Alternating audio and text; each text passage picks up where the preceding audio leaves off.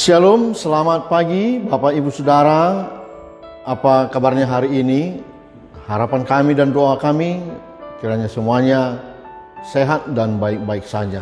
Dan mari hari ini kita beribadah dalam ibadah harian keluarga Kamis 13 Agustus 2026. Mari kita mulai ibadah kita berdoa. Damai sejahtera dari Allah Bapa dan dari anaknya Tuhan Yesus Kristus menyertaimu sekalian. Amin. Firman Tuhan nas renungan hari ini tertulis dalam kitab Nehemia pasal 8 ayat 10. Lalu Nehemia, yakni kepala daerah itu, dan Imam Esra ahli kitab itu, dan orang-orang Lewi yang mengajar orang-orang itu berkata kepada mereka semuanya, hari ini adalah kudus bagi Tuhan Allah. Jangan kamu berduka cita dan menangis. Karena semua orang itu menangis ketika mendengar kalimat-kalimat Taurat itu. Demikian firman Tuhan. Ibu bapak saudara yang dikasihi oleh Tuhan Yesus Kristus. Nas firman Tuhan hari ini mencatat ketika bangsa Israel baru kembali dari pembuangan dan mereka membangun kembali tanah Kanaan. Mereka berpuluh-puluh tahun hidup jauh dari firman Tuhan. Ketika mereka melewati masa-masa sulit itu. Dan saat ini ketika Taurat dibacakan, mereka menyadari bahwa kehidupan mereka tidak sesuai dengan kehendak Allah. Dan karenanya umat Israel menangis. Air mata mereka menjadi tanda bahwa hatinya mulai dilembutkan oleh firman Tuhan. Tuhan membangunkan hati yang telah lama tertidur. Melihat sikap dan hati umat Israel yang menyadari selama ini telah jauh dari Tuhan, maka Nehemia, Esra, dan para Lewi tidak membiarkan umat terus larut dalam kesedihan. Mengapa? Karena tujuan Allah adalah ingin membawa mereka kembali kepada hubungan yang benar dengannya, dengan diri Allah. Tangisan memang penting sebagai tanda penyesalan. Tetapi setelah bertobat, umat harus percaya bahwa Allah mengampuni dan memulihkan. Karena kasih karunia Allah selalu lebih besar daripada kegagalan manusia. Hari itu adalah hari yang kudus, hari yang dipenuhi penyembahan dan sukacita. Setelah menyadari dosa, umat diajak untuk merayakan kasih setia Allah yang masih berkenan menerima mereka sebagai umat pilihannya. Jemaat yang dikasihi oleh Tuhan Yesus Kristus.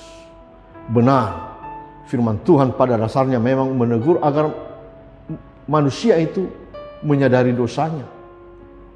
Dan tentunya supaya masuk ke dalam pertobatan. Tujuan akhir dari setiap sabda Tuhan adalah membawa manusia mengalami pemulihan, pengampunan, dan sukacita di hadapan Allah. Hari ini, dengarlah firman Tuhan, supaya yang tertulis dalam Alkitab, semua yang tertulis dalam Alkitab, bukalah hati dan melihat jauh ke dalam hidup perilaku sehari-hari.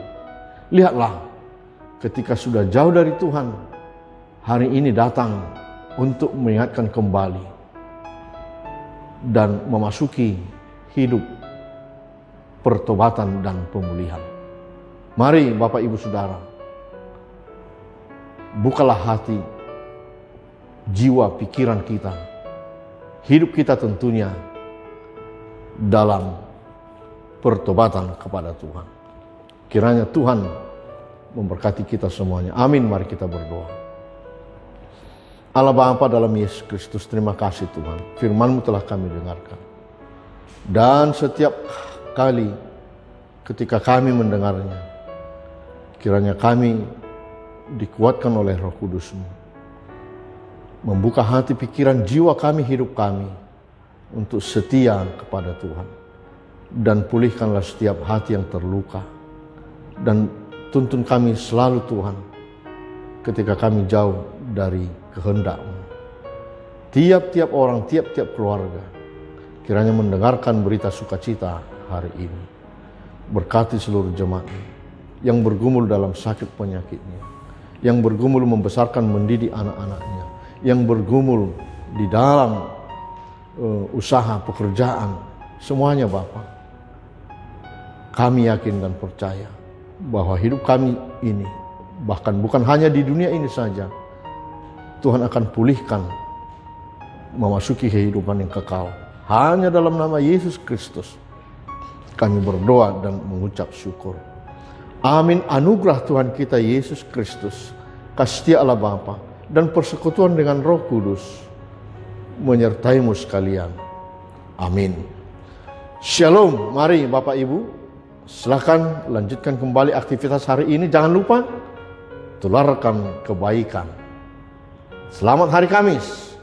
Berilah senyummu yang manis untuk Tuhan. Horas.